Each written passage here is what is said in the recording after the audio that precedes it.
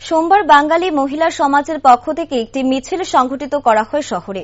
এদিন এই মিছিলটি শিবনগর স্থিত আমুরা বাঙালি রাজ্য কার্যালয়ের সামনে থেকে শুরু হয়ে বিভিন্ন পথ পরিক্রমা করে মিছিলে উপস্থিত হয়ে এক মহিলা নেত্রী জানায়, বর্তমান পুঁজিবাদী সমাজ ব্যবস্থায় নারীরা বিভিন্ন দিক থেকে লাঞ্ছিত, বঞ্চিত এবং শোষিত হচ্ছে। আর এদিকে ত্রিপুরা রাজ্যের অবস্থা আরও বেশি করুণ। নারী ধর্ষণ, নারী নির্যাতন, নারী পাচার, বধূ নির্যাতন এই রাজ্যের প্রতিনিয়তই হচ্ছে। আর এই নির্যাতন বাম ডান দুই আমলে একইভাবে চলছে। ত্রিপুরা রাজ্যের বিভিন্ন রকমের নারী সংগঠন রয়েছে, কিন্তু তারা তেমনভাবে কোনো সুযোগ পাচ্ছে না রাজনৈতিক সংকীর্ণতার কারণে।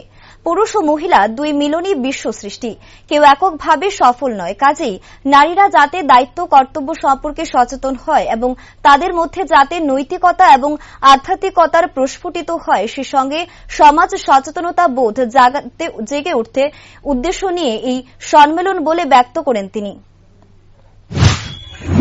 বর্তমানে পুঁজিবাদী সমাজ ব্যবস্থায় নারীরা বিভিন্ন দিক থেকে লাঞ্ছিত, বঞ্চিত এবং শোষিত হচ্ছেন।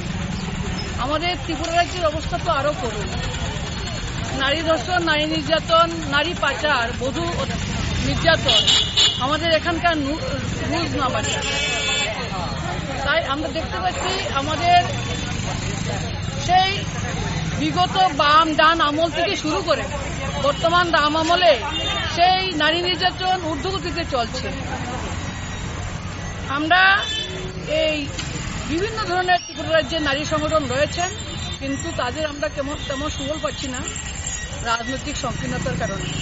তাই আমরা বাঙালি মহিলা সমাজ, আমরা প্রাউড দর্শন ভিত্তিক একটি নারী সংগঠন। আমাদের সেই প্রাউড প্রবক্তা হচ্ছেন প্রভাত রঞ্জন সরকার। প্রকৃতপক্ষে বর্তমান সমাজে সামাজিক, অর্থনৈতিক, রাষ্ট্রনৈতিক, শিক্ষা, সাহিত্য, সংস্কৃতি বিষয়ক সমস্ত সমস্যার সমাধান রয়েছে এই যুগান্তকারী সমাজ দর্শনে। আপনারা সবাই জানেন, পুরুষ সত্তা এবং এই নারী সত্তা এই দুয়ে মিলেই আমাদের বিশ্ব সৃষ্টি। কেউ এককভাবে সফল নয়। তাই নারীরা যাতে তাদের সেই দায়িত্ব কর্তব্য সম্পর্কে এবং সচেতন হয় এবং তারা যাতে নৈতিকতা ও আধ্যাত্মিকতা প্রতিষ্ঠিত হয় এবং সেই সঙ্গে তাদের সমাজ সচেতনতা যাতে জেগে ওঠে, সেই উদ্দেশ্যেই আমাদের আজকের এই সম্মেলন, আমাদের এই সমাবেশ।